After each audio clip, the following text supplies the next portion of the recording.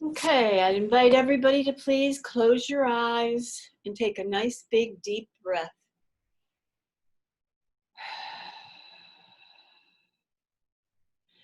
I am here only to be truly helpful. I am here to represent him who sent me. I do not have to worry about what to say or what to do, because he who sent me will direct me. I am content to be wherever he wishes, knowing he goes there with me. I will be healed as I let him teach me to heal. Amen. Okay, so Jason, ask your question again. I just wanted you to comment on what Andrea was saying.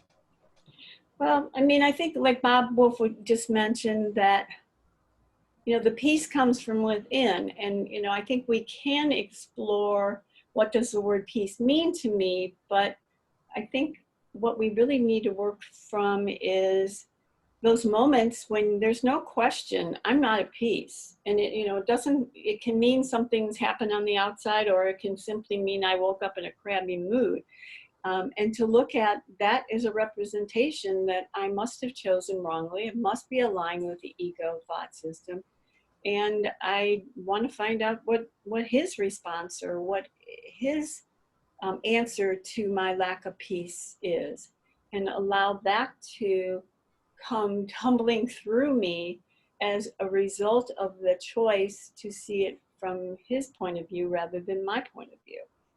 And that could happen as a specific expression in the world or in my psyche or whatever, or it might not.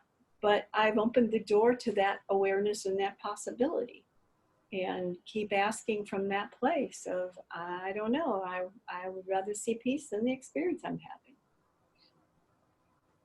And there's always going to be a vulture on the headboard. I love that image, but yeah. And if there's not, he's right around the corner. Yes. And I think, enough of the vultures will show up. You'll have plenty of practice. And when there's a vulture there, you start looking from a different level. And you have a desire more intently, even though, as we were talking before the class started, if you're over here, you are in the ego mind, and you're not at peace, but we're not necessarily even aware that we're not at peace. And sometimes it takes a bigger shattering before we get in touch with that, because we're so addicted to not being at peace. But the vulture will show up. Yeah, and the thing is, sometimes by the time I become aware of them, they've got me and my nose is submerged, in the swamp. Yeah. And I'm flailing about and forgetting to ask for help, and judging whatever it is that I'm judging at the moment. It usually has something to do with guilt, sin, hate, fear, all of that wonderful stuff.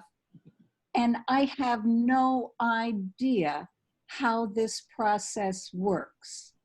But I know that there is the Holy Spirit is within me, and somewhere there's a part of me that trusts that and will sort of bubble up and say, you're judging things right now. And yeah, that's what I'm doing. And then who is it that is saying I'm judging things? And very slowly and very gradually, and without my consent, it seems like sometimes willingness just happens. Right. It's a gift. Right. But I would say, again, this is so much of a process. It was bigger than that. Because you're at a place, because you've been practicing the course for some time now, where the ego can't pull you in quite as much as it used to. But when it does, as you said, you flail around, and the last thing in the world we think of is to ask for help, because we get pulled into the dream. The specific situation that is alarming at that moment just takes us for a ride. And as you said, then this awareness sort of filters, bubbles up to the top, where it feels like it's grace, or it feels like it just showed up and you didn't even ask for it. but for years you've been asking for it, but you didn't necessarily get a reflection of love in the response to that. But if, for whatever reason, at that particular moment, there was a requirement from within you because you were so lost that allowed that to come to the surface. So even though it does feel like it was magical, it really wasn't as magical as it appears, because look at all the times and ways you asked and nothing came. So yes, and that's in the process is you don't flail as long and you don't fall in the hole as long, and you remember more quickly. But that is as a result of years and years of practice and putting this into play to the best of our ability. And I don't have to know what I'm doing. In fact, I don't know what Right. I'm Even doing. when you think you know, you don't know. Yes. That could be right next to I'm never upset for the reason I think, because they really go hand in hand, because we don't know. And we don't, that's a real challenge with with where we as an ego find ourselves. We don't know what the problem is. We don't know what the answer is. And we're looking for an answer that isn't the answer we think we're looking for, because we're looking through the lens of the character called the hero. And of course, the character called the hero, thinks there's a problem in the world and thinks the answer is fix that problem, so make it go away, and then I can be okay. But being okay as the hero in the world isn't the answer. And I come out the other side and I've gotten exactly what I need. Yeah. That I didn't know I needed.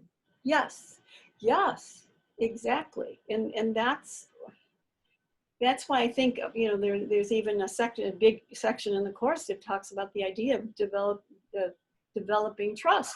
Yeah. Well, we don't trust. How could I trust something outside of me that I turned my back on and then have lived in this thought system in opposition to that answer for eons of time and trust that? It's not going to happen. But as Jesus says in the course, which I think is one of the most beautiful things, is just a little willingness in this moment. Are you willing to drop what you've accepted as what reality is and you think you know the answer to find out a different answer? And that's what he keeps asking us. Just those little willingness will develop the bank account of the Holy Spirit and will release you from the bank account of the ego. But that's a process, and it's a process of undoing only because we built up this account real heavy. And so it's being played out because we ordered it. But we're ordering something different now. And slowly that will bubble up to the surface and bring us a different answer that we didn't know we were looking for. Well, don't you also think that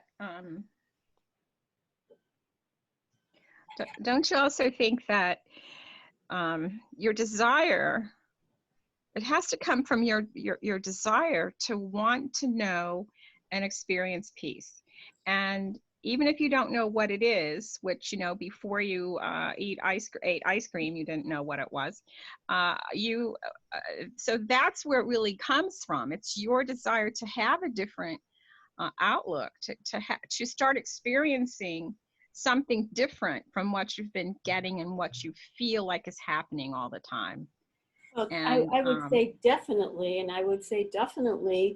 we've all had some kind of an experience where, much like Bill and Helen, who had that experience of there must be another way, or that we were even consciously aware of that particular moment in our lives, we've all asked that question, and we've all become aware that the world does not have the answers I thought I was looking for, and I was told I should be looking for. Something shifted, cracked, whatever you want to call it, that allowed us the realization that there's an answer that I can't figure out. And the course then, I guess you could say, takes that space and then gives us some practical ways to invite that space to occur more frequently. I guess I just remember feeling, I guess like you, Jason, that there was a time in my life when nothing was working and nobody cared. I couldn't get an answer. I couldn't decide what to do. I had no place to go. And I had to stamp my foot and say, okay, God, if you're there, I'm going to wait. I need you to help me now. Please help me. I can't stand this anymore. And just you stay in that spot, and then you get an answer. And if I wavered from it and said, oh, well, the hell with this, is not working. And, then I wouldn't have gotten an answer, but I like stood in one spot, and I felt like I made a reckoning. I said, okay, God, this is it. If I'm who you say I am, please show me now. I need it now, or I don't know what's going to happen. And that's where everything else came from for me. It was like I had it with everybody's talking about me or what I was doing and who I was or what I was supposed to do or not supposed to do. And if I was supposed to live in a house or live on the street, or what was going to happen to me. And I said, okay, if I'm so great, God, if you created me, please show me now, because I deserve it and I deserve to know.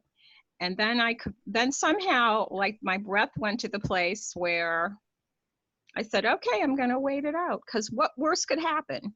What else could happen to me than I feel this bad? And I feel that I hit the bottom, Right. and waited.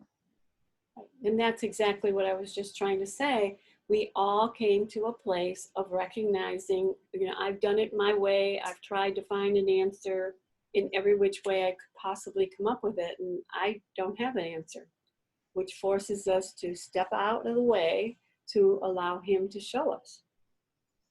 And, whether that's finding the Course of Miracles or whatever path anybody needs to find for their next step, the possibility of a different answer somehow will show up, because we've asked from that deep desiring place.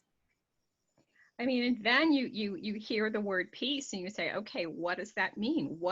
Where is it?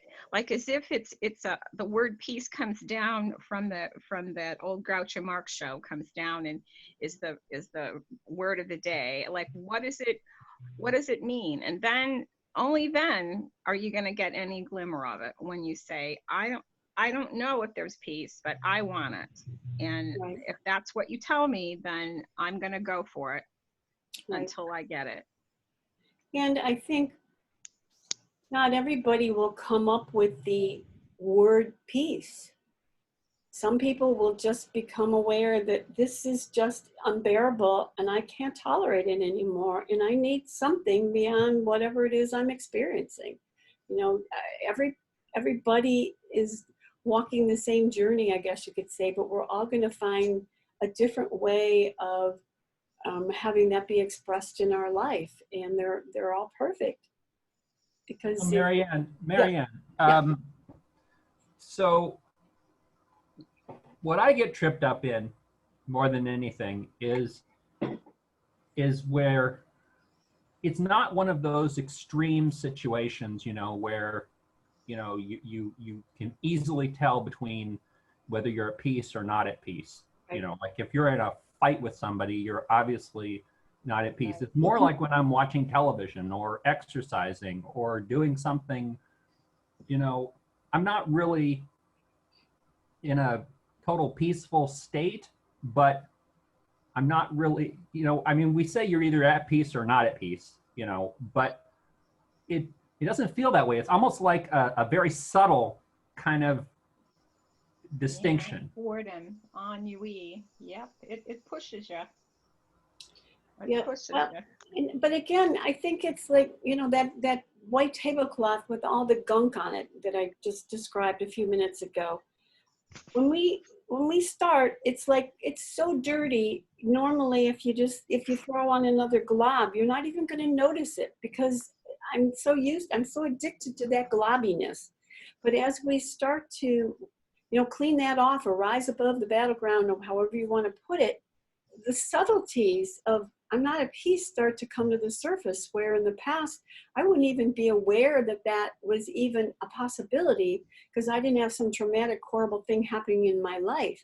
So I think to think about those as, I'm just becoming more fine-tuned with my understanding that I'm not at peace more than I ever thought I was before. So just become aware of those and just very subtly think of, okay, I can ask for healing with this, and just, you know, move on to the next time that something like that comes up. Because as we know, the Course explains the idea, you know, it doesn't matter if someone bombed your house or if you broke your fingernail. If it upsets you, it's an expression of you've lost your peace. And both of them require the same answer, which is, you know, I must have decided wrongly. I want to see this through your eyes. And just make it a very simple, like there's a, you know, spider web in front of you if you're walking down the street, and you just gently brush it aside and keep walking. Does that help? Okay. All right, anybody else before we get started? Oh, I'm sorry, Shelley. Need to put your speaker.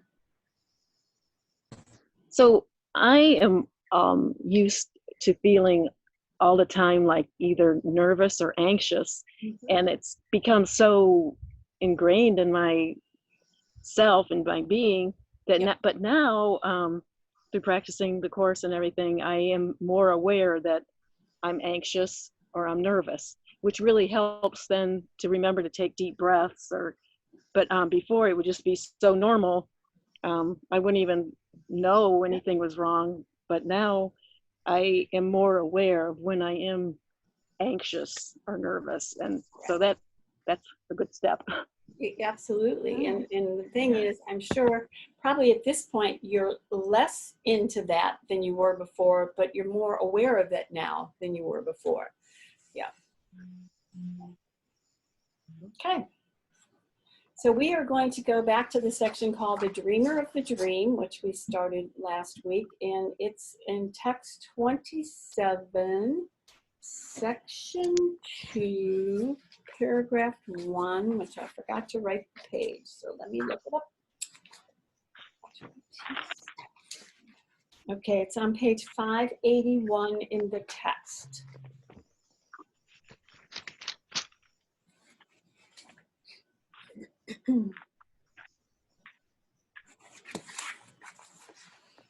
Okay, so we did read the first couple paragraphs, so I'll just kind of go over them really quickly, but the section's called The Dreamer of the Dream. And we have been talking about the section previous to this where we talked about the hero of the dream. And in order to have a hero of the dream, you have to already have a dream. So this section is talking about what's dreaming the dream that there happens to be a hero in. And so what the dream is coming from is the choice for the ego. So the dream came first. We had the dream, and then we projected into the world, and then we forgot that we were the ones that were dreaming the world, and now we take the role of the character or the individual or the hero, as the Course talks about, and I think this is who I am, and everything that in my world, I'm an effect of. But what this section is going to help us to understand is that's the effect, that's not the cause. You, the hero, aren't the cause of what's going on here, you're the effect. In other words, if it wasn't for the dream of separation being projected into the world, I wouldn't have this experience of being an innocent victim.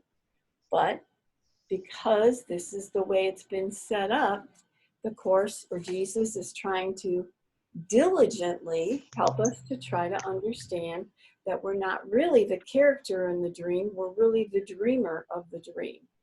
And I know there's many people in this group that have been practicing the Course for a long time, and you've all heard these words before many times in many different ways. But do we really not just intellectually accept this, do we live this automatically? And I would say, I know for myself, the answer is no. I mean, intellectually, I get it, but that's not my natural response when anything occurs in my life. So for me, it's still a practice of, wait a minute, this isn't really what's going on. I have to go back to the cause. And what's the cause? I'm the dreamer of the dream of which I happen to be a character in. And that's why Jesus reminds us to observe ourselves as the character. And when you're observing yourself, you're looking from beyond to see yourself. So when you're doing that, you're not as identified with the character that we've accepted as who and what we are. So basically, the first paragraph is kind of explaining the whole idea of, in order to pull off this scenario of being an innocent victim, I have to have perpetrators. And that's the way the world is set up. From the moment I took my very first breath, this whole scenario was already set up. I walked into the doorway, I guess, the doorway of my life with this whole process already set up. And so, of course, I have and have spent most of my life living from the experience of I'm an innocent victim of circumstances beyond my control. And everyone collectively on the planet, unless they've become enlightened to some degree, is living this portrayal of this storyline. Even if it's not true, it's been the setup of which we have popped into and has been perpetuated throughout our very existence, or our seeming existence in this world. So Jesus is constantly trying to help us to step above that. Realize you're not really an innocent victim. Yes, within the context of the dream, absolutely 100%, we could get bazillions of people to stand behind us to agree with us that we are an innocent victim with the circumstances that are being played out in our world. But in order to understand it on a deeper level and to eventually be able to heal from what we've accepted as our reality, we have to take it a step further. We have to understand the problem isn't that I'm an innocent victim of circumstances beyond my control. And if I got rid of one of these people and they stop doing whatever it is that is disturbing my peace, then I could be okay.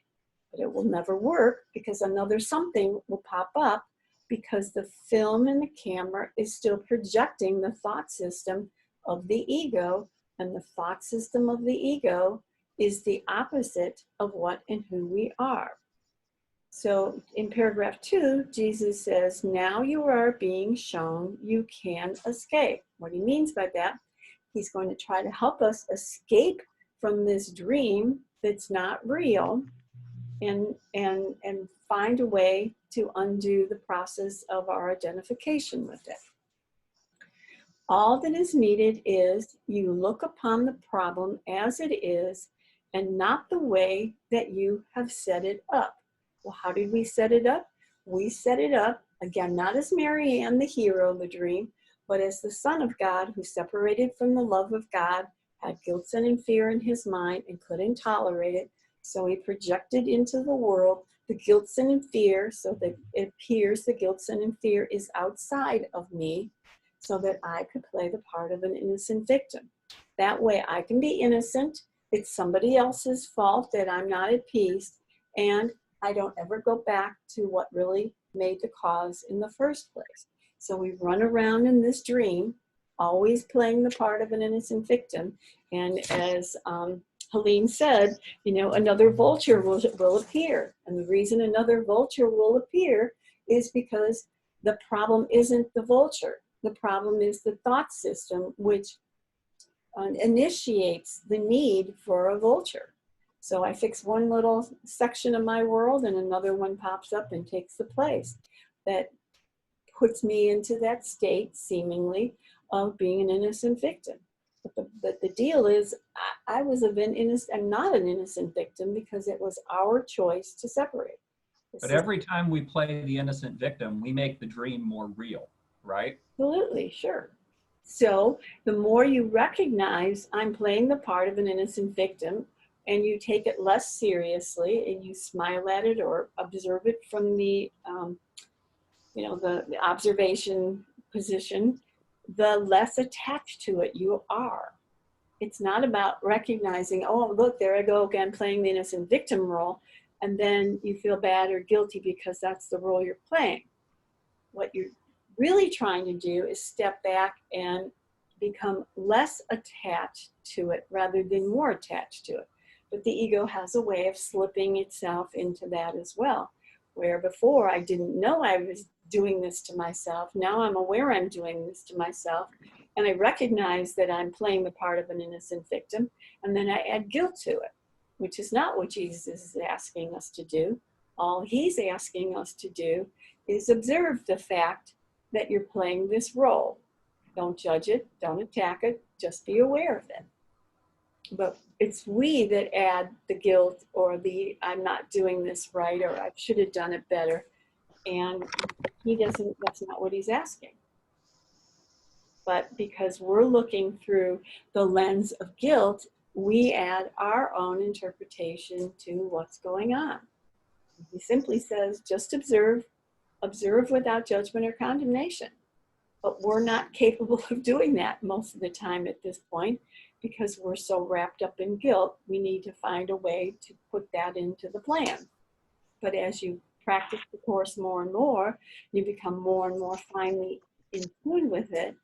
You realize he said it from the beginning. I just wasn't ready to take that in and live that yet. All right. So, yeah, go ahead. Okay. I'm going to try to express myself without losing my voice.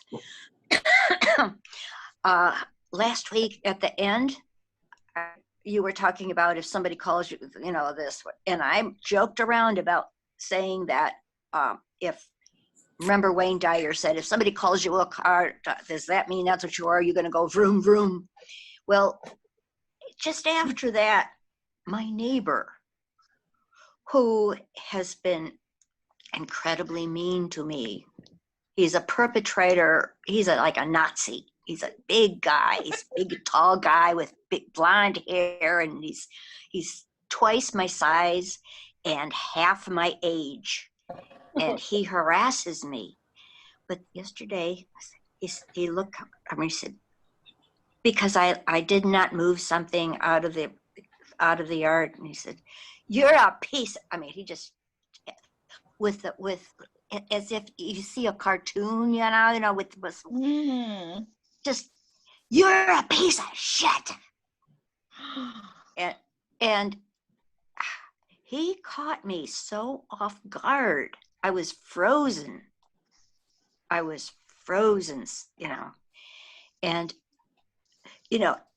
it takes a while where I can see. I was seeing it. I'm in a play. I'm playing this role. Who messes with this where I can't see you now? I don't know. I can see you. Oh, okay. Oh, I want to. Okay. So I'm in a play. I'm performing in this play, in this very intense, emotional play, but like jumping in and out of it. And yet I'm not completely. I was observing myself. I've sort of been there before, but this felt so very intense. But the point I wanted to make. What is the point I wanted to make? I can't help you with that. No, that's the other thing that really scares the hell out of me. Is sometimes I feel like there's so much stress that dementia is setting in. But anyway, you can't observe it right then and be. There's like a lag time. I was just fine after a few minutes. Not exactly just fine, because it was still upsetting. And when I'm talking about it now, it's very upsetting. But it's like I was taking part in this play, performing, and this is the role I played, and that's the role he played. And there's a comfort in that. Mm. That's what you've been talking about. Absolutely. And there will come a time where he can say that or worse, and you will just smile and carry on your day. But be very aware, because we're so addicted to this personality of the hero, that we can still be majorly shattered. And, you know, I'm sure everybody in the room would have some reaction if somebody said that to them, and especially with the intensified manner, which obviously he did to you. And I can remember years ago having this visual of, you're like walking down the street and you're just fine, and then somebody's at the corner and they have this shot and they shoot you in the arm, and your insides just react like, you know, totally because of that thing. And that particular thing for you was him calling you a piece of shit or whatever. And it's like, we can still be shattered because we're still identified to some degree with this identity. But as we keep asking and keep asking and keep asking, we are less and less attached to this character, more and more attached to this. And then eventually, much like Jesus demonstrated in the crucifixion, according to the Course, you know, they called him names, they, you know, they crucified him, they stripped him of his clothes, they did everything which would be almost unimaginable for most of us to be able to tolerate. But he was able to do that because he was totally and completely focused with his mind. And it didn't matter what happened to his body at that point. Well, Yeah, but then the thing that you're experiencing is, why? This isn't a new thing. He's been my neighbor and I've had this problem, and Yep. what, you know, what did I do to bring this on? yes, Because yes. I have no idea why he hates me. Well, I have no idea. It's all about him. It's not about you. Yeah. You know, I know that. But then, like, what, you know, it's like, I'm causing this to happen. Right. And that's the thing that's real. I mean, it's really hard to wrap your head around the fact that the Course is literally saying you chose that, not as Beata, but as the Son of God who wanted something to prove that she's an innocent victim. And, you know, you could go down the street and tell that story to 80 bazillion people and they would all say, oh my gosh, girl, I can't believe that man would do that to you. But the bottom line, the Course is saying is, yeah, that's true, but this is what we've asked for, not as Beata, but as the need to fulfill the storyline of I'm an innocent victim. And, you know, I'm sure the intensity of it brought it to your attention. And I'm sure, and I know for sure that you've been working on not being pulled into the world nearly as much as you used to be. And so it needed a pretty dramatic storyline to pull you in. But even in the midst of being pulled in, there was a part of you that was like wavering in and out This of isn't observation. really happening. Yeah. Yes, which you could never have done before. And in the past, if that would have happened, you would have been shattered for probably a month or so. But now it's like you're even in the midst of it happening, there's a lot more of your mind that's more present in truth than the illusion. And so this becomes that kind of teeter-totter ride of, you know, moving back and forth between the two worlds, for a better practical way of saying it. But that's the process of doing this. But I mean, even the fact that you saw it as a play Yes, that you were in, that's huge. very huge. Oh, And yeah. the other It's not a, the other Rose? yeah, what comes up for me, Beata, and I'm sure I would have the same reaction, but after, you know, it's always after. I have that thought come up quite often about That you're a piece of shit? I'm a piece of shit. You Yeah. piece of shit. So, you know, once I get over the reaction, oh my God, he's showing me what I believe about myself. Help. Indeed, yes. You know, that's it. Because you know, if I get down and dirty with it, that's exactly what I think of myself. Yes. And then I'm aware of the temptation to feel sorry for myself. Oh yeah, absolutely. The poor me. Yeah. Oh my God. Yeah. I am all alone in the world. You know, that nobody loves me. Nobody will help me. Nobody will take care of me. You know, and this guy there is, one of these days he's going to hurt me seriously. That's an issue I'm but I just, and I know that's not true. That's another part of the play too, this feeling that, oh, poor me. Right, but you understand that the knowing that you're expressing when you say that is an intellectual knowing. You know that Yes. that's not who you really are.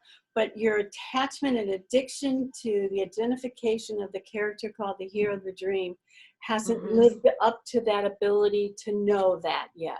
And so that's the shadows of that attachment are being presented to you yet one more time to have the opportunity to release that. And the more we can, keep bringing it back to, all right, show me who I am, more and more quickly, that's going to begin to dissipate the attachment of this, and you're going to align more and more clearly with that.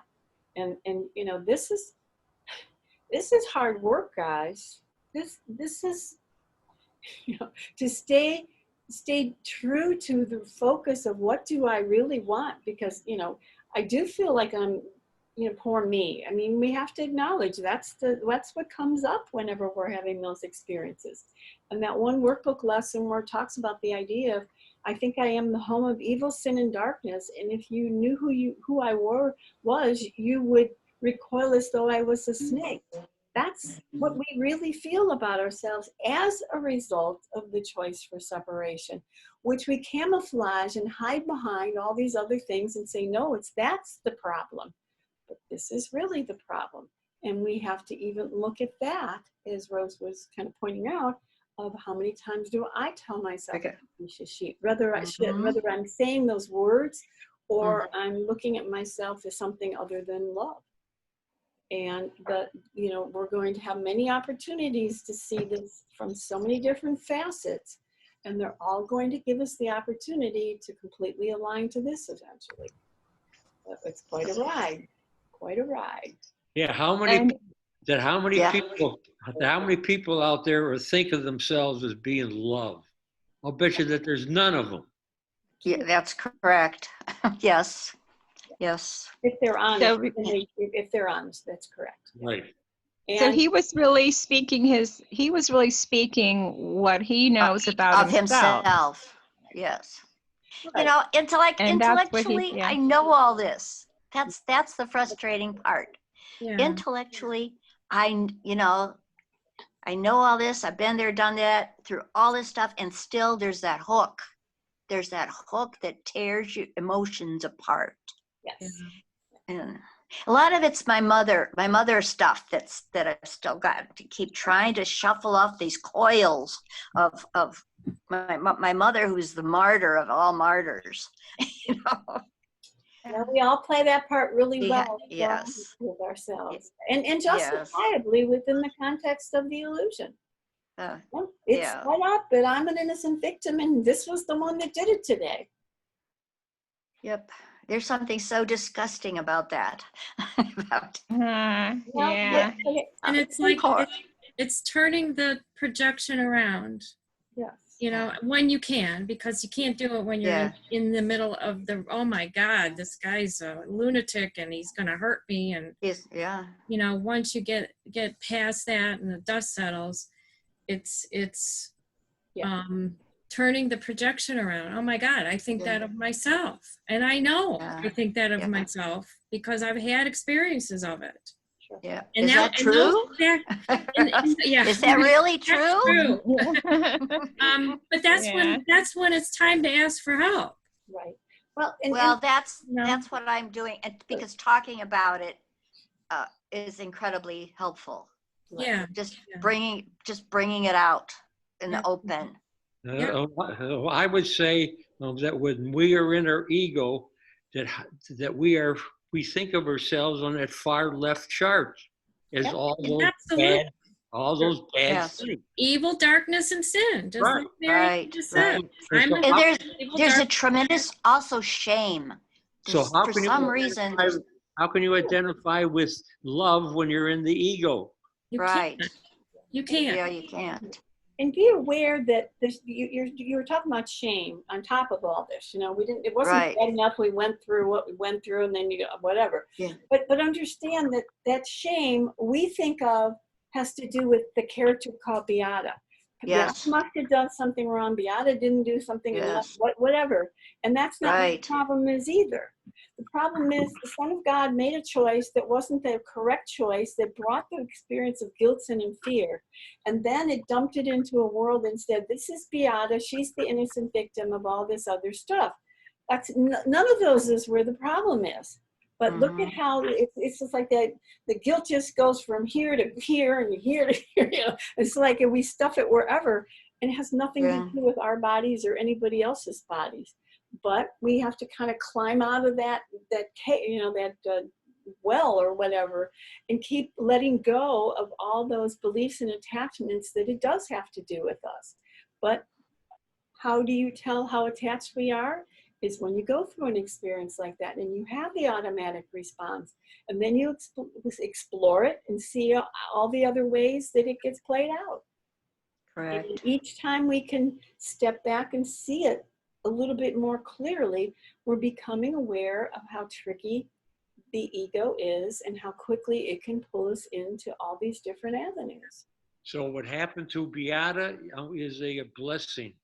Well, absolutely it is, because it's forcing us Yes. to look more deeply. Right. If you use the principles of the Course, if you just fall into the trap, I'm an innocent victim and what an idiot or whatever, you know, and you stay there, then that classroom will just get repeated again. And That's the way my mother lived her life, and that's what killed her. right. Well, and think Yeah. about it from the perspective of this little baby called Beata was born into this little box called your family. And one of the main characters in that box was, you know, this ultimate victim. So your repetition of that storyline is extremely deeply seated in your consciousness. And so the response to anything that happens like that is just going to be automatic, because we're programmed to respond that way. And so the more we can become conscious of the games that are being played in the specific ways in each one of our little home boxes and the boxes we live in now, and when we can catch those more and more rapidly and flip it over to, okay, wait a minute, there's something else going on besides what, you know, appears to be very vital and important and valuable or, you know, dramatic in my storyline. Yeah. It happens. It doesn't seems to happen through so many layers of ego, of words, and you know, this may be the way the guy talks to everybody on the phone when they call. I mean, his level of engagement, everything is just gives out signals to you that he doesn't mean really. He doesn't even know what he's doing. Yeah. He's just talking. Yeah, You know, he's a pathetic creature. Yeah, but that doesn't. Well, he's but just, that doesn't make that doesn't make help it me. feeling. That doesn't help No. me. well, it's not. You know, It's not that he's a pathetic creature. He's just a creature of habit in terms Yeah, of what he right. does. Right. Yeah. How he We can't know say all that. good morning. No, but but don't forget, that's Yeah. not helping me. When I mean, I can say Oh, that. sure. You know, he's the Sure. biggest jerk on the face of the earth. What's helping me is he's showing me what's in my mind. Right. This is in my mind. he is How you. many times have I not only thought that about myself, but I've thought that about other people? Oh, the guy cuts me off. He's a piece of shit. You know, You might as well get it out in the open and say it. That's what I look at, and that's what I ask for help for. Sure. And so he is you. Shame and Right. hatred is one of my favorite vultures. And what I'm asking, Say that again, Helene. What did you say? I said shame and self-hatred is one of my favorite vultures. And what I'm asking to do is make friends with it. There you go. Make friends with my shame. I have a lot of shame. Yeah. Yeah. Okay. Right. Let's get to know each other here. Right? Yeah. Sweep it under the rug or blame it on somebody else. I want to accept it and say, what do you got for me? Yep. Right. What does that mean? What does that mean? What have you got for me? You talk to your shame. You say, what has it got for? What have you got for me? What is That means what I'm doing is looking at it with the Holy Spirit. I don't know what I'm doing. Okay, I am asking for help. I am expressing my willingness to look at this further. That's it. Well, I think what Jason means, you can't bring it up at will. No, So there'll much. be opportunities that'll show up. You There can, are so many opportunities for it. Like Beata wants to see herself as the hero of the dream, the heroine in the play. I'm just this lovely little lady who's friends with everybody, and everybody likes me, and and then so Yeah, that's a that, part of yeah, well, it. that's not. and you want to play that part in the play, all I the want while to play thinking about the fact that you're a a piece piece of of shit. shit. Yeah. And you want to convince them to act that way, but you won't do what you need to do to come to the realization that you are only love. Yeah. It's schizophrenic. It's definitely schizophrenic. Yes. I'm gonna bake him a cake and take him over a nice chocolate cake. Ugh. Not today. No, he would Interesting. Well, it's my. gone. But keep asking, to see him through the eyes of love. yeah. And one day something. Well, I keep saying my holiness blesses you. Every time I think about him, every time I think about him, I say to myself, my holiness blesses you. Beautiful. And my guess Yeah. is somewhere down the road, something might shift that could be so miraculous that it'll make your head spin. Yeah. Or not. Or not, right? Yeah. But either way, you are putting the energy of love into yourself and to the world instead of another piece of gunk of the ego. Because literally, Right. every time you're dropping this and choosing this, we are putting out to the universe, this is more important than this. And so Yep. make him your best friend. Well, because that would be the holiest place on earth at that time. yes. Yeah, someday he might need you. Say, someday, Yeah. good morning to you too, and someday you just Yeah. might need. Well, Okay. Yeah. I can't imagine Beata being stuck with a neighbor like that. So I guess I'm lucky because I don't, Yeah. I would be just like you're going through. So sorry. Okay, so thank you for that wonderful demonstration, because that really puts the line number 2 of paragraph 2 into perfect awareness, so we can really play with that. And the line is, all that is needed is that you look upon the problem as it is and not the way you have set it up. So how did Beata, and I'm not picking on Beata, but I'm just going to use this as an example, and we all have a bazillion examples to choose from. But in this particular scenario, the character that's being played out as Beata has to recognize that result, and we're going to just say this is your neighbor, okay? That neighbor appears to be the problem in the hero called Beata's world. But as the Course is trying to help us understand, yes, in the world and the illusion, that does appear to be correct. And everybody would support you and agree with you with all those things, that it was his fault, you are a sweet little lady and all that kind of stuff. But the bottom line is, it all came from the setup of the Son of God trying to get rid of its guilt and putting it out in the world so that Beata could play the part of an innocent victim. But the trick of this scenario is, we projected out, and actually says this section will address that, I don't know exactly when, but when we put that out into the world, we thought we got rid of that guilt, sin, and fear. But all that happened was, we now have a mirror in front of us. And that mirror is your neighbor today, who says you're a piece of shit. And then we hear those words and we go, no, no, no, I'm not. I'm a sweet little innocent victim. Even if we all know we're not really that sweet innocent victim, we will do our best to push that back down, because we want to play the part of an innocent victim. And what's required to play that part is a perpetrator. And you just happen to be lucky enough to have one next door that's helping you along. But again, we have to look upon the problem as it is and not the way that you have set it up. So we set it up that way. Now we're being asked to look at let's see, how is the wording? Look upon the problem as it is. The problem isn't him. The problem isn't you. The problem is the thought that we identified. Okay. And again, that's, you know, look at how hard it was to get to the point where we could put that into words and make that make sense. Well, when we're attacked in a moment, and I know, you know, Bia's been studying the course for many, many years, when we can have it all intellectually, but when that bam hits, it's like we recoil inside, you know, like, and all that shame, anger, upset, fear, everything just comes puking out to the surface because it's still in here, because the identification with the ego is still that intact. And that's not good or bad, it's just a fact of where we are right now. And the answer is, wait a minute, it's not about him, it's not about me, it's about the choice. And now I can choose differently.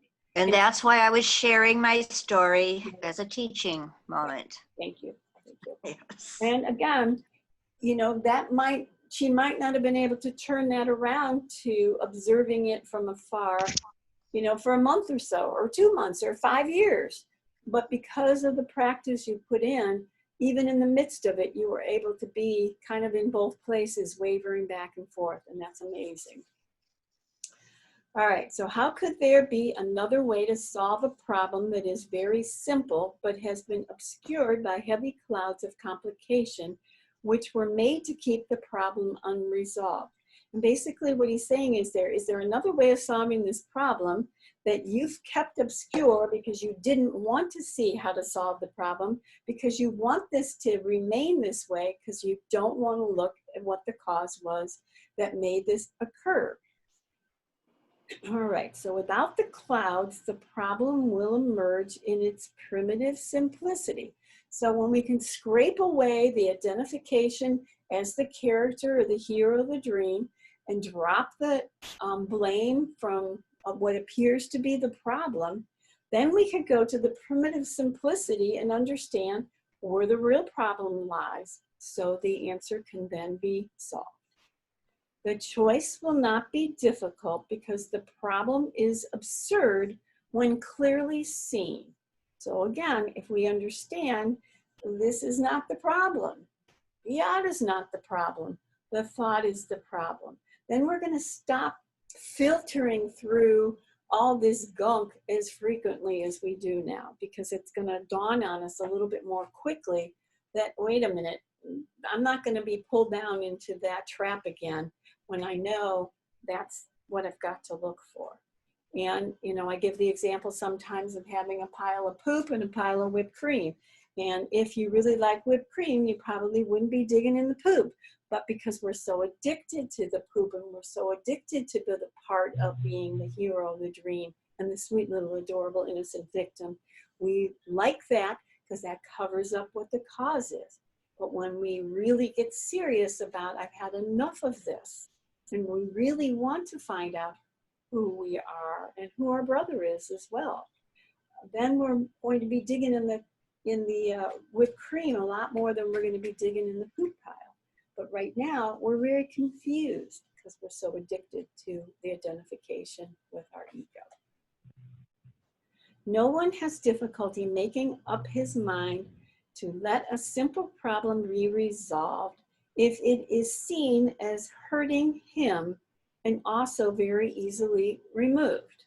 Well, we're really not quite at that point yet, but that is the answer that will undo what we've set up. And when we really want the answer more than we want to play the part of an innocent victim, then our desire will start clicking over here more and more frequently, or more speedily during the midst of a scenario that's very difficult, like the one Fiona just shared. Anybody have any comments around that paragraph? But don't hear anybody. Okay, we are going to move on to paragraph number 3. I think I'll read it and then go line by line. The reasoning by which the world is made, on which it rests, by which it is maintained, is simply this: you are the cause of what I do. Your presence justifies my wrath, and you exist and think apart from me. While you attack, I must be innocent. and what I suffer from is your attack. No one who looks upon this reasoning exactly as it is could fail to see it does not follow and makes no sense. Yet it seems sensible because it looks as if the world were hurting you. And so it seems as if there is no need to go beyond the obvious terms of cause. So once again, there's a couple places in this paragraph where the word is in quotes. And when it's in quotes like that, it's really describing the ego's interpretation of what's being said. So the ego reasoning by which the world is made, the reasoning by which the ego sees this, by which the world is made, on which it rests, by which it is maintained, is simply this: you are the cause of what I do. So Beato wouldn't yell, you didn't say you yelled at him, but Beato wouldn't yell at him or respond to him if it wasn't for the fact that it was his fault that Beata lost her peace in this scenario. Okay? And that's the entire setup of this whole illusion. That's its purpose. Stay stuck. I'm an innocent victim. Something outside of me is the cause, and we will play that bantering back game forever and ever and ever. But that's not where the answer will ever be found, because that's not where the answer is. But it is great camouflage to keep us mindless and keep us stuck in the world and never go back to recognize we do have a mind and we can make a different choice. And that comes up automatically. Yes. You don't have to think about it. Right. So I would suggest, as you know, I don't have many assignments for class, but this is something you might play with during the week. Just become aware of how many times during your week, you might even do a little tally for the fun of it, of how many times you come to the realization that it's you that cause what I do.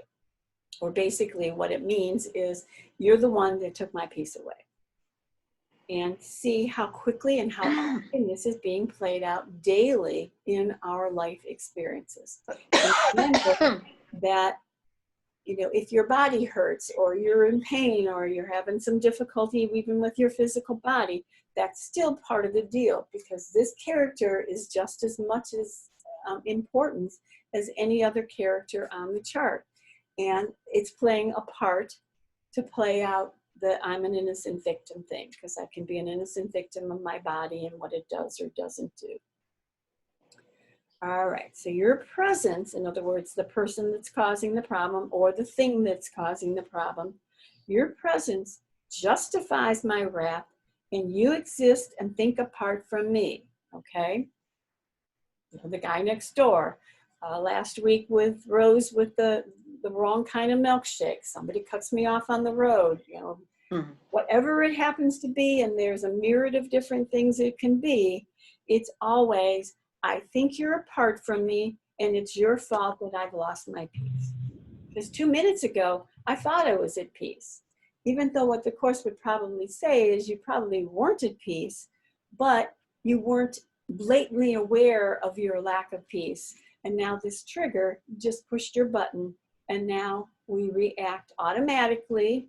You know, someone calls you a stupid jerk or whatever. We don't usually go, oh, thank you very much, and walk away.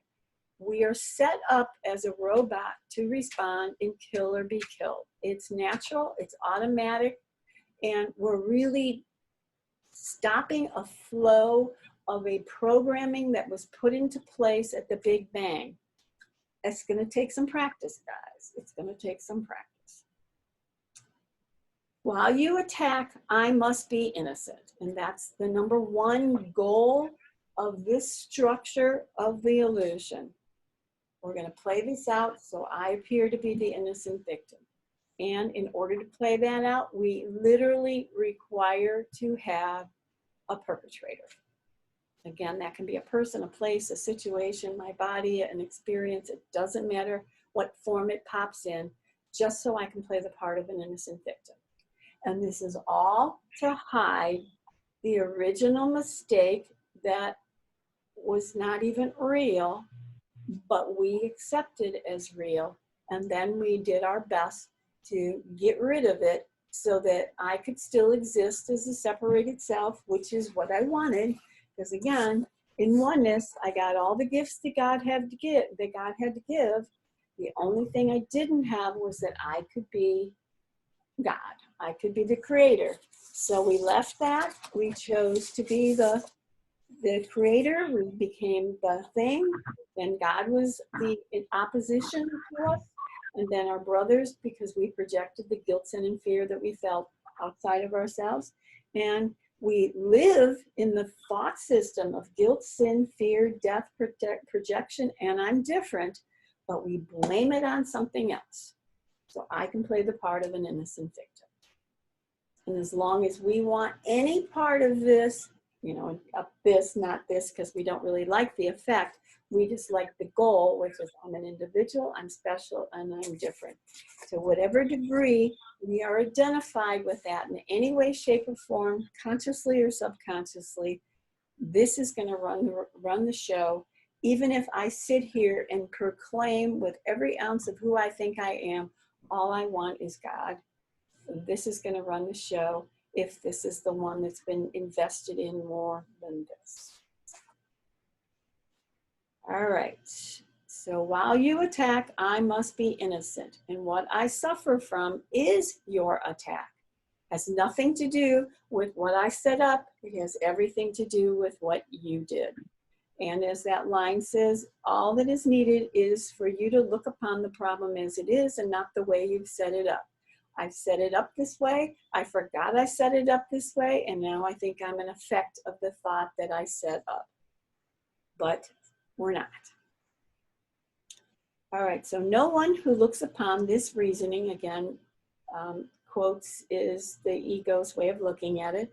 So no one looks upon the ego's reasoning exactly as it is, could fail to see it does not follow and makes no sense. Well, if we could see this whole scenario clearly, we could figure that out. But all we could see is this, and within the context of this, that doesn't make any sense. I'm an innocent victim. You did this to me. But the Course is asking us to lift that veil and see what the cause is. Yet it seems sensible because it looks as if the world were hurting you. And again, there is no place in the Course where if anyone was telling a story like Beata's experience or Rosa's experience last week, that we wouldn't all relate to each one of you and say, wow, within the illusion, dang, that's a rough one. I don't like that one. And there's so many ways that we played the part of an innocent victim.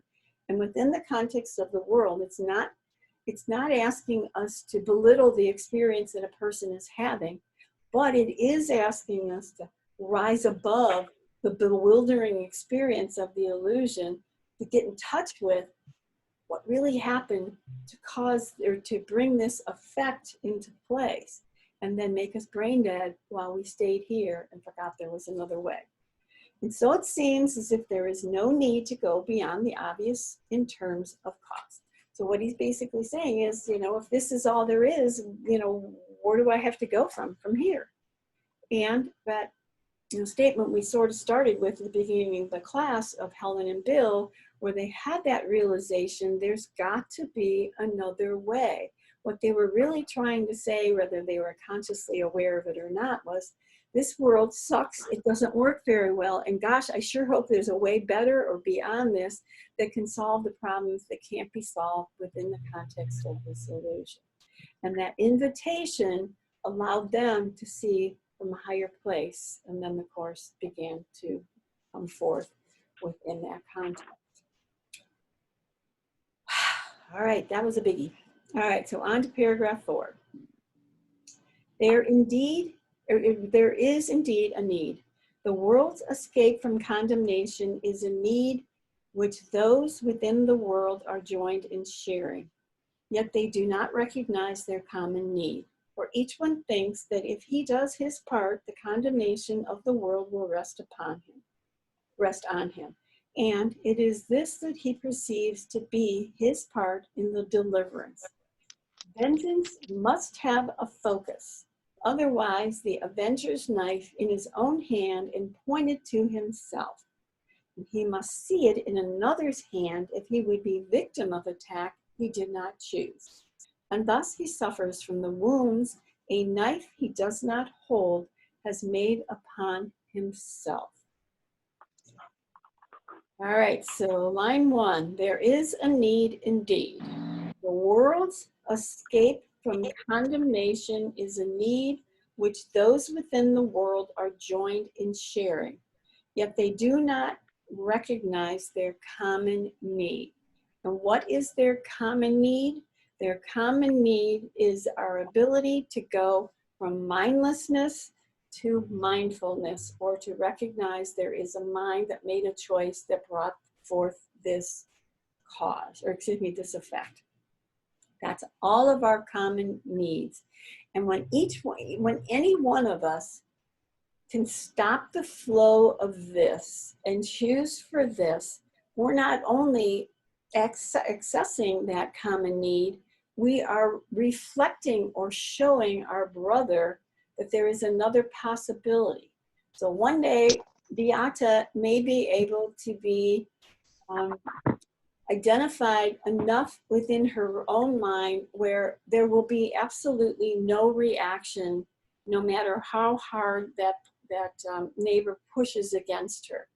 And at that moment, she will show him, not by her words or what she says or what she does, but she will show him by her non-effect of his attack that there is another way.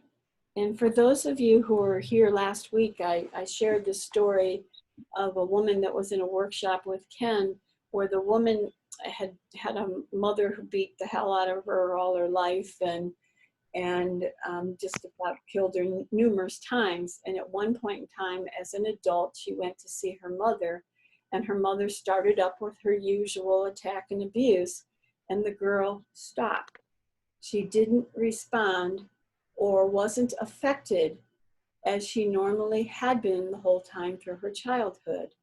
And that allowed a healing experience that expressed between her and her mother. And for the first time, her mother saw her as a wounded child and then wiped her tears away. Now, that was a result of a change in the mind of the girl, but didn't play the part of an innocent victim at that moment. She was able to drop this to find out what asking or choosing for love would look like.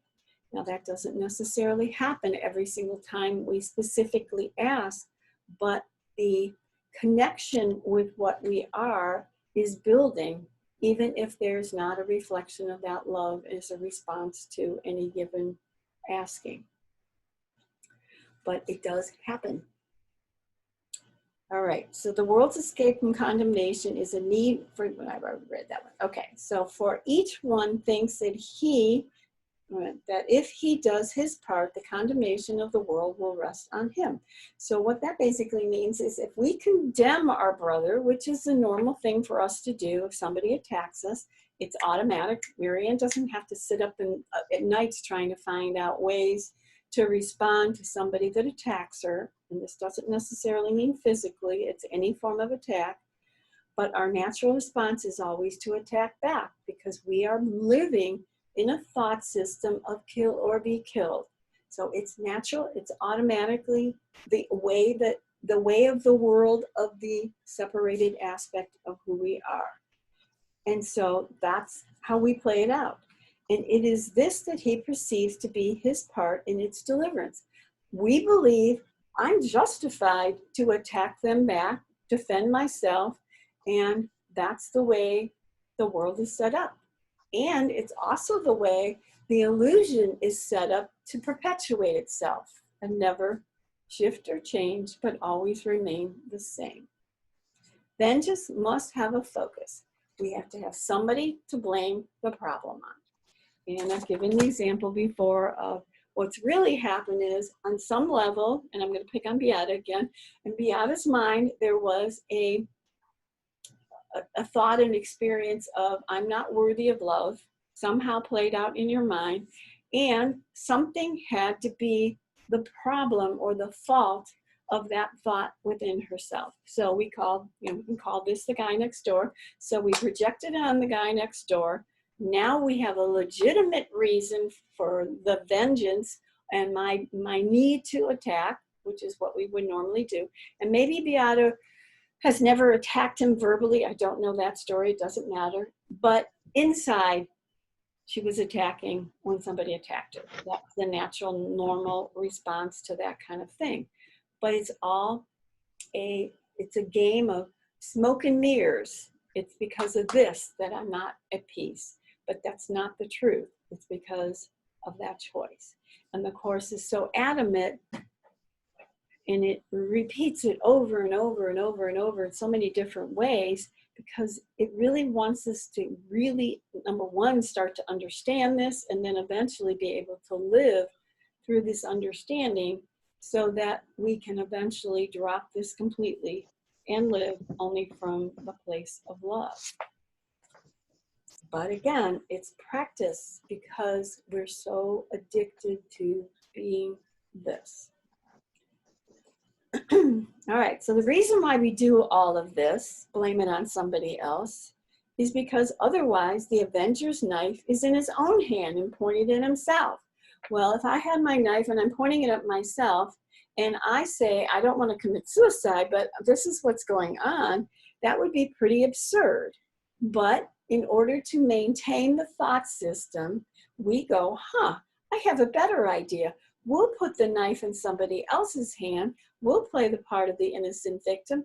Then I can play the part of, I'm sweeter and nicer than he is, and he'll be the one that gets blamed for it. And Ken would often say, when we're born, we are given two lists. And the first list is my list. And I will write on that list all the things I've done that are wrong. And then on the other list, I will write all the things that everybody else has done wrong. And my goal on some level is that when I die, I can show these lists to God, or God, Jesus, whatever, and say, oh, I know I have a few mishaps on my list, but this one is way worse than I am. You better, put him in jail and I'm going to heaven. It doesn't work that way. If I'm playing this innocent victim, it's because I want to hide what's harboring in my mind. And that will never work, even though on some level we're hoping that it will. So again, otherwise is the Avenger's knife in his own hand and pointed at himself. And he must see it in another's hand, if he would be a victim of attack he did not cause. And we literally, whether we're consciously aware of it or not, we live and breathe and exist to maintain that I'm an innocent victim and somebody else is the guilty party. Not a pretty picture, not an easy picture to, really digest. And yet Jesus is hoping that we'll catch on to what this is, what the meaning behind this is, not to make us feel bad, not to make us feel more guilty or worse than we already felt, but simply to help us understand what we set up and to recognize that eventually, and hopefully that it'll dawn on us, this wasn't really a very good choice at all. And thus he suffers from the wounds a knife he does not hold has made upon himself. So again, I play the part of an innocent victim willingly. I wouldn't acknowledge that as Mary Ann, but as the setup of this storyline, I remain very justified to play the part of an innocent victim and blame the knife on somebody else, even though ultimately any experience that occurs in here is coming from the choice that we harbor in our minds. And I think a couple of weeks ago, I mentioned the idea that we hold the blueprint of what we projected out, and we thought we were getting rid of it, but it still harbors in our mind and in our thinking. And we all thought that the projection was going to save us, but all the projection does is re-triggers the memory in our mind of the choice that we made. And as we start to understand this again more intellectually, we start to realize that this is not going to ever bring us the peace that we are beginning to quest for. Then we start to use what the ego set up for a totally different purpose. You start to recognize, thank you for showing me that I could lose my peace so that I could be reminded that I'm aligned with the ego thought system instead of the thought system of love. All right, anybody have anything they want to share before we go to the next paragraph? I know this is juicy material, right? And we all want to just bring this in and hug it. And One thing that comes up for me, and it's along the lines of what Helene said, and it's not necessarily the course, but I found it very helpful. Byron Katie talks about this. You know, somebody can call me a piece of shit, and if I have accepted that within myself, I see, yes, sometimes I do. Sometimes I am a piece of shit. Yep. Her response would be, yeah, sometimes I am. So what? You know, what else do we expect here? Yep. Yeah, sometimes I can be a jerk, and, you know, I can be just a complete idiot. Yep. What else is new? Yep. Mm-hmm. And I agree with that. And I think that really does piggyback a lot along with the course, because what the course is asking us to do is to recognize what we did to set this up.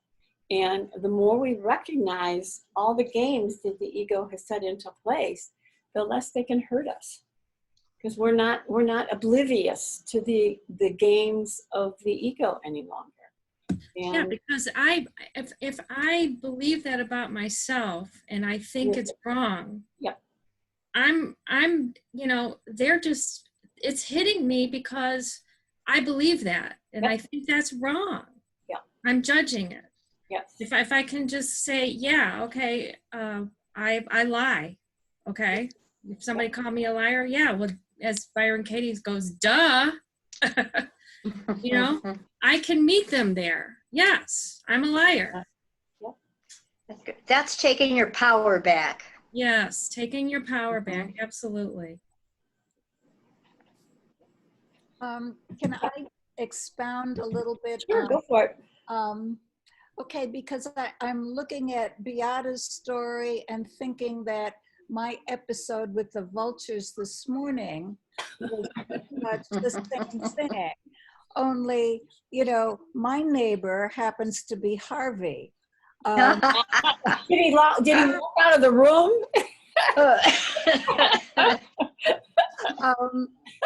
In any case, I doesn't matter. what I did was take the blame off Harvey and give it back to the vultures. And those of you who have a background in mythology, most mythologies, birds are representative of thoughts. So I'm back in my thoughts, and I'm still stewing, and the swamp is still up to my nostrils, and I'm not even sure what's going on. But it occurs to me as I'm replaying this that the Course says, be still and quietly do nothing. I suspect that that's what I was doing. And I caught myself at one point sitting there with my hands like this. I don't know if you can see my thumbs, but it was like that. And I had a thought of my father, my biological father, who, when I was about 7 years old, told me, if I'm gonna make a fist, you don't want to make it with your thumb in here because you could break your thumb. You want to make your fist like this. And I thought, well, isn't that strange? You know, that I have that thought. And then I put something together and I thought, I am so angry with my father, I could kill him. And then I go, where is that coming from? And I thought, that's what I'm doing to God. That's my relationship with God. So I started with, you know, I'm upset with Harvey for what, I don't even know what it was. You know, it might have been nothing. And I just stayed with it. I didn't even know I was staying with it. But I was, and it goes all the way back to the tiny mad idea. That's all that's ever going on. So I am either, you know, putting my quarter in the ego's thought system, or I can put it over here in the Holy Spirit's thought system. And beautiful. And what came up for me when you were sharing that story is, you know, it started with, in your experience, Harvey, and then it went to your dad, and then it went to the Holy Spirit. And there are places in the Course where it actually talks about the idea of, you may think you're healing this, but you're really healing lots of things behind that that have been put into play by that same scenario. And it's, you know, wow. I mean, that's powerful stuff, powerful stuff. You go from the specific back to the general.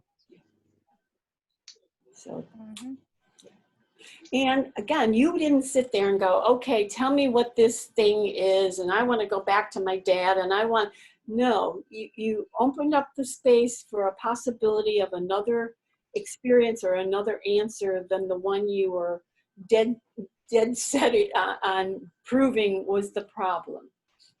And the storyline can shift and unfold in a very amazingly healing way. Beautiful.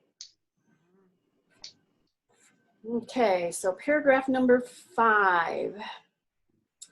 This is the purpose of the woman. This is the purpose of the world he sees. And looked at thus, the world provides the means by which this purpose seems to be fulfilled. This means attest the purpose, but are not themselves a cause, nor will the cause be changed by seeing it apart from its effects.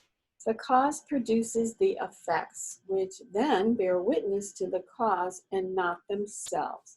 Look then beyond effects. It is not here the cause of suffering and sin must lie, and dwell not on the suffering and sin, for they are but reflections of their cause. Wow, that's quite a paragraph. And people wonder why, you know, when they open up the Course the first time, they can't figure out what it says. All right, so this is the purpose of the world he sees.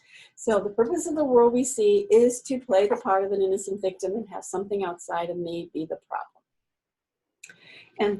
And looked at thus, the world provides the means by which the purpose seems to be fulfilled. So the purpose is to make sure something outside of me within the context of the illusion is the problem and not me. Perfect. The means attest the purpose, but are not themselves a cause. So the means is set into the purpose is that whole scenario, but we don't understand that it's really what the cause is. Nor will the cause be changed by seeing it apart from its effects. Because until we realize that this is not the problem, we're always going to look for the answer within the context of the effect and not what the cause is. The cause produces the effects, which then bear witness to the cause and not themselves. So again, but we don't get that that's the setup that's being looked at, or the setup that's being played out. And line 6 says, look then beyond effects. So he's asking us to stop playing in the it's Harvey's fault, or it's the milkshake's fault, or it's the person that cut me off the road, or whatever it may be, because you're not going to ever find the answer or the cause if you're playing in any one of these. But be very aware, because we're so addicted to that our natural response and natural reaction is probably going to fall into, I wish, whatever reactions we happen to come across. But then, and I always hesitate when he talks about look beyond, because I think there's so many spiritualities out there where they say, well, just don't look at that, look over here, and it's think positive or whatever. And the Course is so not in that direction. But what it does say is, once you've looked at it and you realize, okay, this is what I set up, then ask to see beyond the effects that I set up and understand that the cause is what I really want to look at. And that's very different than pretending the problem isn't there, or I turn my head, or whatever it may be. It is not here the cause of suffering and sin must lie. Okay, so the cause is not here, the cause is here. This is simply the effect. and dwell not on the suffering and sin, for they are but reflections of their cause. You know, how hard is it for us not to dwell in the suffering and the sin? It's so automatic. That's the problem. And we have used this MO all our lives. And again, Jesus is here to turn that whole thing around and help us to realize, yeah, you're going to start with the reaction you have at whatever you put a face on this to be, but slowly step back from that. Leave that space, as Helene was saying, that place where I don't know. I have that place open for another possibility to open up to. But as long as I insist that the problem lies in the world, not gonna happen. It's because it's not there. Yeah. Marianne, yeah, Harvey reminded me as I was fleshing out my story that there was a point in that whole mess that was going on where I said, I hate this damn course. I can't do this anymore. And what's the use? And I don't deserve, and all kinds of stuff like that. That's part of the process as well. Sure. Well, I think one of, why would we come to that response is because there's still a part of us that wants the world to be fixed. Absolutely. And of course, the course does not work in that. But we're so identified with this still that that's really what we're asking for when we're asking for help for the most part. And to just, I don't know what the problem is. I don't know what the answer is. I throw my hands up. Here you go. And we're not able to do that. It's like, I give up. I give up. Yes. And it really is, oftentimes those moments occur when we are totally exhausted of trying to find an answer within the context of the illusion. And we really hit that place where, all right, I've had it. Here you go, dude. You're going to have to take this one. And then as a result of that, if we, have an experience of a reflection of love, then we want to move in that direction more frequently, and we will probably ask more frequently. But it takes that almost gut-wrenching moment of, I'm done.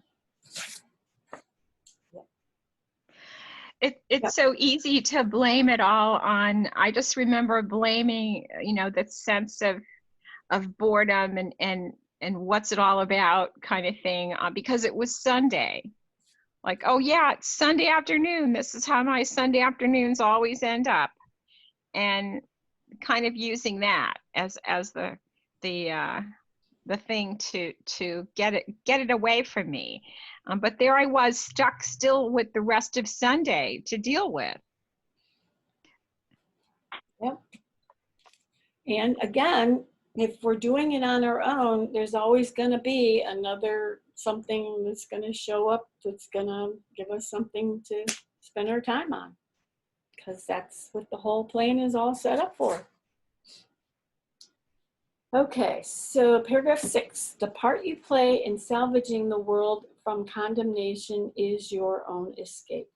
Forget not that the witness to the world of evil cannot speak except for what has seen a need for evil in the world. And this is where your guilt was first beheld. And separation from your brother was the first attack upon yourself begun. It is this the world bears witness to. Seek not another cause, nor look among the mighty legions of its witnesses for its undoing. They support its claim on your alliance. What conceals the truth is not where you should look to find the truth. All right, so the part you play in salvaging the world from condemnation is your own escape. So we projected into the world so we could escape. Not my fault, somebody else's fault. And we play that card real well.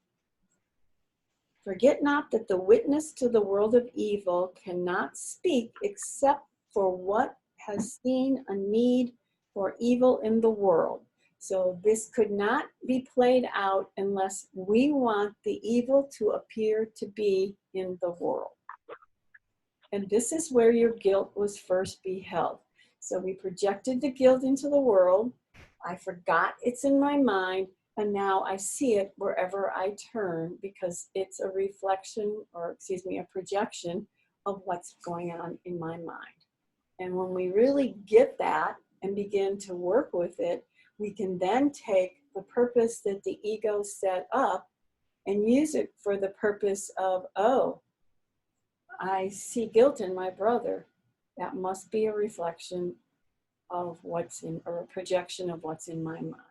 And then we start, as Rose was saying, then you got to turn it around and realize I couldn't have that experience unless it's in my mind first. But it also says God is in our minds, right? Yes, but you could say that God is behind, and for lack of a better way to put it, behind that thought which we placed in front, much like we talk about the, where is it? Much like we talk about the cloud in front of the sun. You know, God is in our mind, definitely. Whoops, this says Holy Spirit, but we'll call it God. The Holy Spirit is in our mind, but to the degree that we put the shadow of the ego in front of it, we're not aware that that's there. And we're only going to see one or the other depending on which one I focus on. So God is in your mind, but we cover it over with our belief and acceptance of being the ego instead. Okie dokie, so where are we? And this is where your guilt was first beheld. So again, we see in the world what we want to see in the world, and we want to see the guilt that's in our mind in something or someone else. So we literally make our brother guilty so that we can play the part of an innocent victim. And anytime, you know, as Beata said, we want to trick ourselves into believing what a nice little lady we are, if we really understand that that's what we did to our brother to pull this off, we would all know we're not really playing the part of a very nice person. In separation from your brother was the first attack upon yourself begun. So when I made my brother the problem, then the concept of attack upon myself began. Because my brother's going to attack me because it's a kill or be killed world. And it is this the world bears witness to. This is what we see everywhere we turn. And this is what the storyline has been since we took our very first breath. So we're really quite used to this. We're very addicted to it. It's all we seem to know. Until the Course comes along and says, tap, tap, tap on your shoulder. There's another way. But it's going to take you a while to figure it out because you're so addicted to this. Seek not another cause, nor look among the mighty legions of his witnesses for its undoing. And that's exactly what we do. We look within the context of the world for an answer that doesn't lie in the world. And I think we've all beat our heads against the wall and trying to figure out how to undo this ego stuff with not much beneficial results. And that's what takes us finally to that moment of throwing up our hands and saying, all right, what do you got for me? All right, they support its claim on your alliance. So the world supports the claim that we want it to uphold. And again, nobody else is doing it, we're doing it to ourselves. What conceals the truth is not where you should look to find the truth. So we don't want to look within the illusion that's concealing the truth. We need to look beyond or above the battleground to get to where you find the truth. But be aware, we've spent not just this lifetime, but probably eons of lifetimes looking in the world for something that doesn't exist there. Anybody have anything they want to comment? Okay. Paragraph 7. Mary Martin, Yes. can you hear me? This is Grace. Hi, Grace. We can hear you. Oh, okay. I've been thinking about Beata, and I remember on June 20th, somewhere around there on the lesson, it was brought to my attention that we will draw people to us to help us see the truth. Yeah. And if you can look at them and instead of seeing an attack, see that they're there to teach you something, I think it's easier to let go of it. True. And literally, we are automatically attracting that which represents what's in our mind. And they are here to show us another way. In fact, the Course even calls our brother our salvation, because we projected the gunk into the world so that we would forget it's in our mind, and then we blame it on them. So if we use that again as a different purpose and have our brother show us that I've lost my peace, and now I can recognize that the lack of peace came from my mind, not my brother. We can switch that around and make that a healing experience, not just for ourselves, but with our brother. Yeah, for sure. Okay, so paragraph 7, the witnesses to sin all stand within one little space, and it is here you find the cause of your perspective on the world. Once you were unaware of what the cause of everything the world appeared to thrust upon you, uninvited and unasked, must really be. Of one thing you were sure, of all the many causes you perceived as bringing pain and suffering to you, your guilt was not among them. Or did you in any way request them for yourself? This is how all illusions came about. The one who makes them does not see himself as making them, and their reality does not depend on him. Whatever cause they have is something quite apart from him, and what he sees is separate from his mind. He cannot doubt his dream's reality because he does not see the part he plays in making them seem real.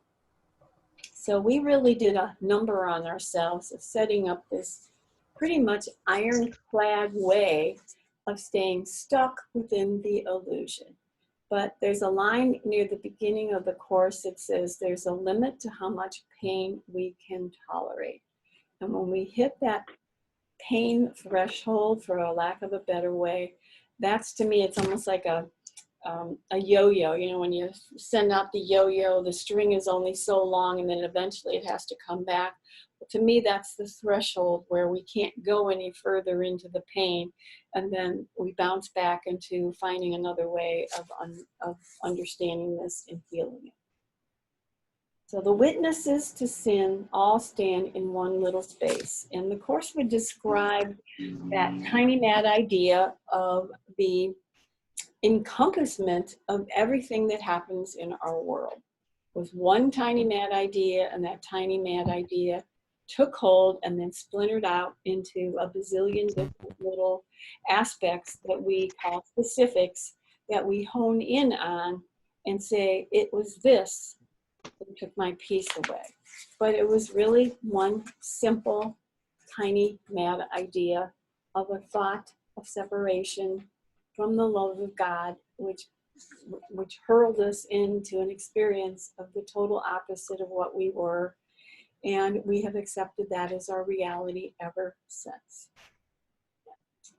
It is here you find the cause of your perspective on the world.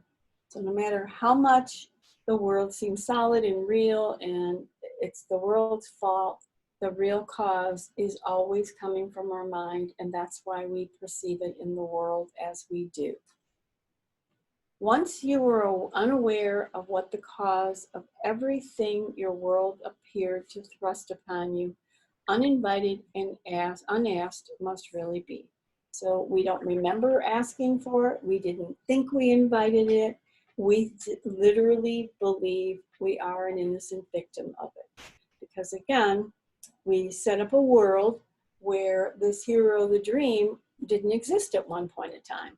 He pops into the world as an effect of a choice of two parents that brought us into birth. And even from our very existence and our first breath, we were an innocent victim of somebody else beyond our control.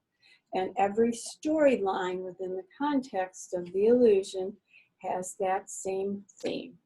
I am an innocent victim of circumstances beyond my control. How could it be me that did it? And within the illusion, within the dream, that answer cannot be answered.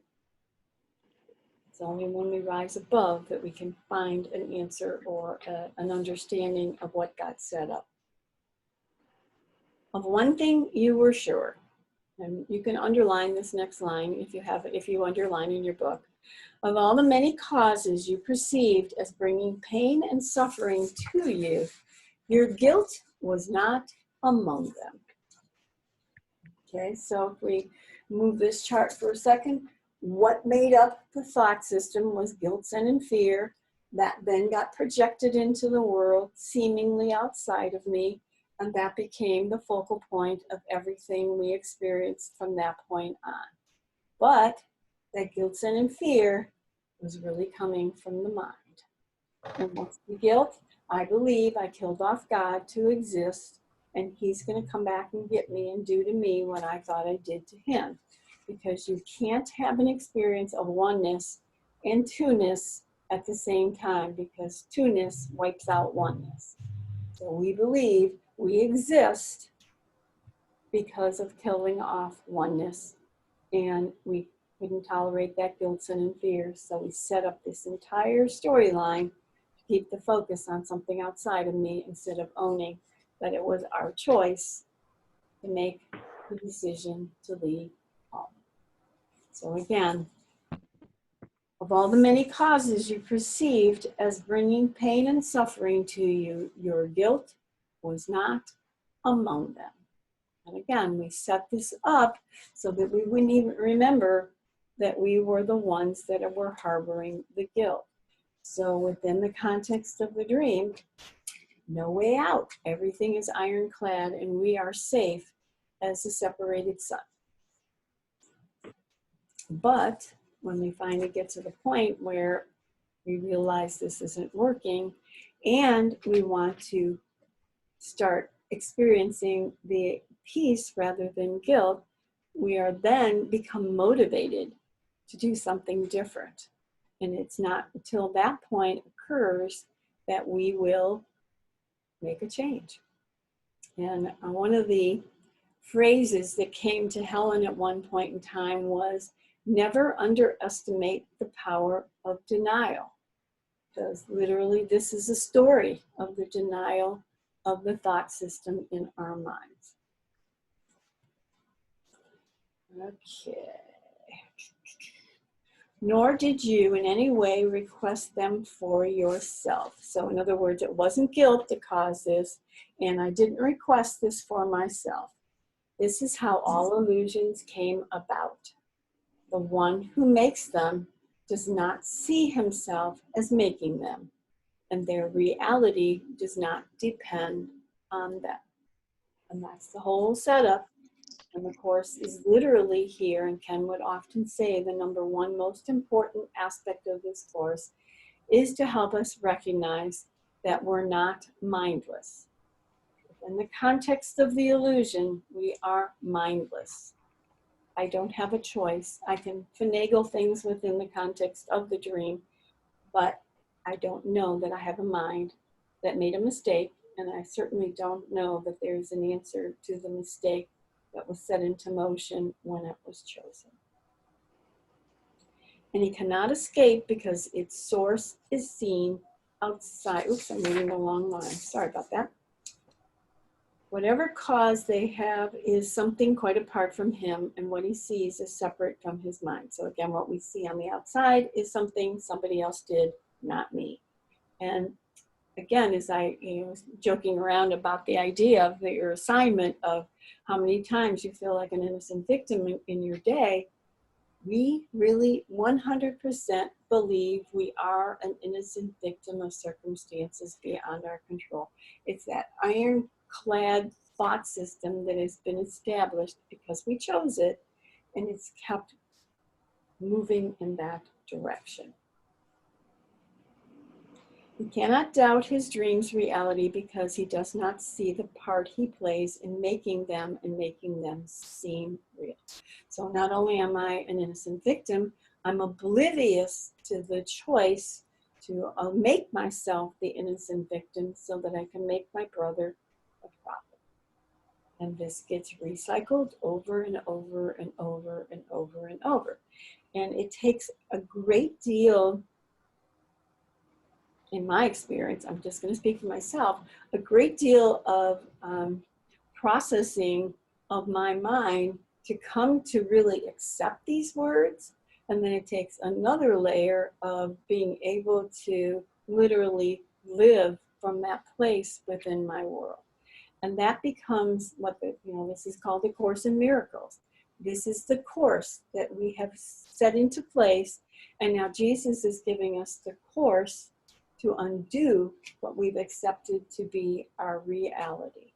And we made the choice to separate. We now have the choice to regain our connection with truth. But I have to drop what I've invested in the belief system in order to be able to do that. And this becomes our practice. So pay attention to what's going on in the world. The world is telling us a story all the time. And if I deny the story, if I turn my face away from the story and say, oh, they just made a mistake or whatever, and I don't acknowledge that this was the setup that I wanted to perpetuate the separation because I was too afraid to go back to God, then I'm missing the opportunity to use my world to heal and undo what was set up to keep us from remembering what we are. So use the world. The world is telling us a story about what's going on in our mind, and be very cautious not to use the information that the Course is trying to share with us to feel even worse about yourself, more guilty about yourself. Recognize that Jesus is helping us to realize what the setup is, not to make us feel worse, but simply to help us understand if you set this up, you have a choice now because you now know you have that mind instead of being mindless, that you can make a choice. And this is good news. It's not bad news. But he has to filter it through and help us to understand what we've been up to and what we have put into play so that we can use it for a totally different healing relationship. So you're not independent of what's going on in the world. It's literally your dream. And we played this innocent victim thing so that we wouldn't have to be accountable. Not me, somebody else. But when you're unaware, you can't heal it. So we have to go beyond what the ego has set up and start looking at it from a different lens. Anybody have anything they want to put into play here? Yes, I would like to just comment that then the signal the signal of the world is pain or some kind of surprise that we don't like, or some suffering that there's a signal. We get a signal of there's nothing to do. Oh, what is this world for? I mean, all those kind of things. So that's really, and that's put into play so that we can go to God, not so that we can be not so that we can be hurt by it, or that we're not supposed to stay in that hurt. We're supposed to look for what, another answer to what it is, and to ask for a God to help us. So it's a shock to get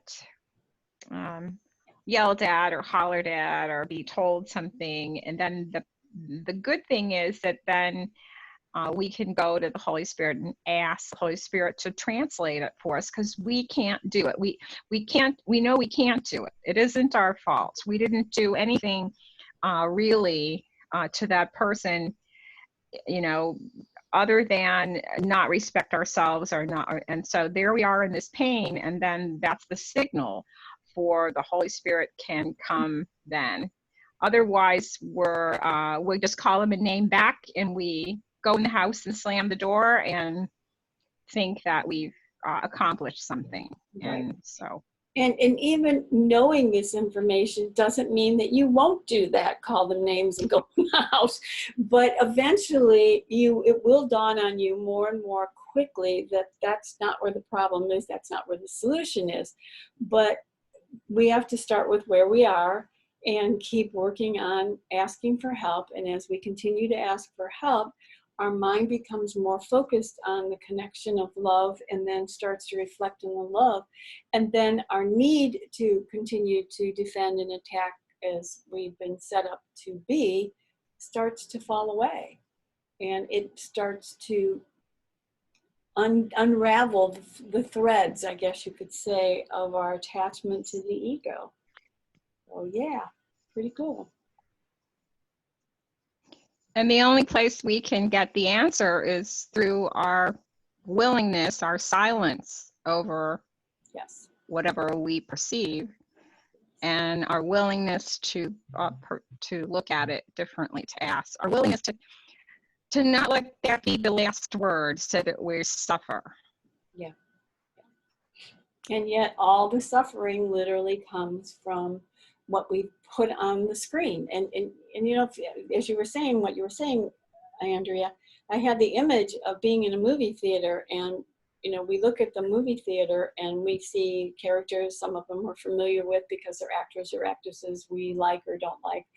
And we would never, ever, ever go up on the screen and start yelling at the actor. I mean, it wouldn't enter our awareness because we know there's nobody there. Well, literally the same thing is happening here. Why would we yell at a character on a screen that isn't where the problem is? If we didn't like the movie, we could leave the theater, or we could go to the projector person and say, you know, take that movie out, I don't like it. But we would never go on the screen and start doing anything with any of it. But that's exactly what we are doing, unbeknownst to us. And, you know, I guess you could say even out of frustration of not having any other recourse until we understood that this was what was going on. And fortunately, we're starting to have an awareness that there's a light on my face, and I don't know where it's coming from, but whatever. The awareness that there is something else that is the cause, that now I can access that cause. Even if I'm not ready to access that cause, I know there is another effect, or excuse me, there is another way I can see this differently when I'm ready. And until then, Right, you're the movie. absolutely. Yeah, you become the movie Well, of your own, of what the Holy Spirit. Right, we are the plan. movie. We're the character in the movie that we don't realize we're really dreaming. We think we are the character, and we're not. We're just the effect of the dream that's being played, and it's a dream of the ego or the dream of the Holy Spirit, depending on which one is engaged. And if I see the results being played out in the world of an innocent victim or a perpetrator, and I become tired of that game, then I can change the role. I mean, I can change the reel on the roll of the film. That it looks like you were the star of this show with the spotlight on you. Right. Or I have Yes. a white beard or what. I'm Right, not sure where it's coming from. It must be because of the way the sun is hitting at this time of the day now. I don't know. Oh. All right. Well, I think it's about that time. So I will mute everybody and we'll say our prayer, and then I'll open it up if anybody wants to stay online.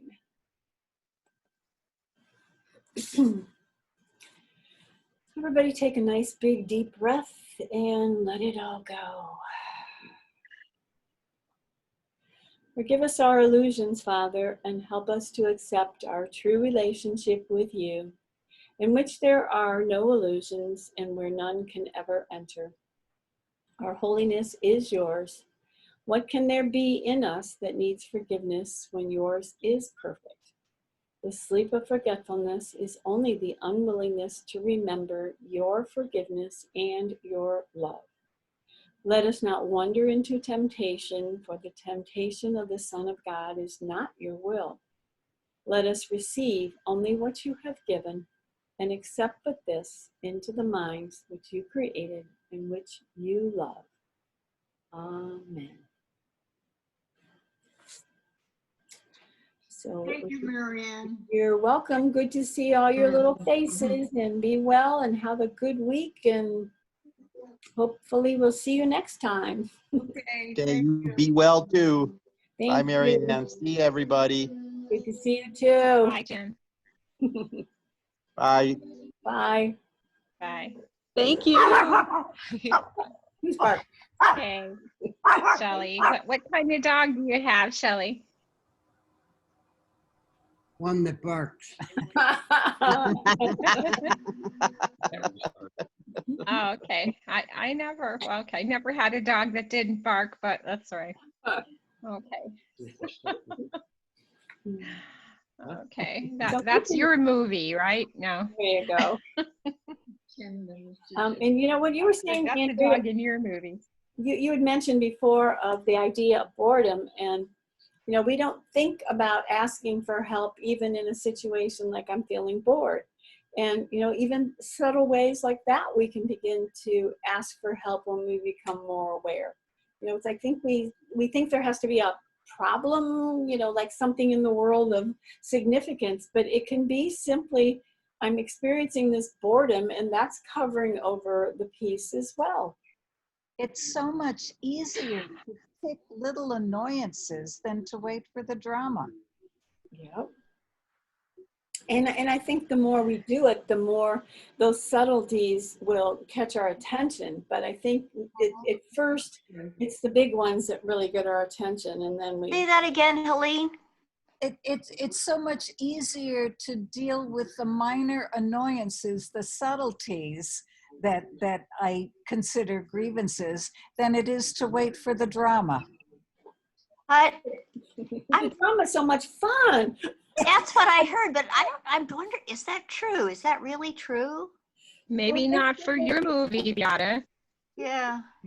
Maybe not in your movie. I had a friend, and It's a play.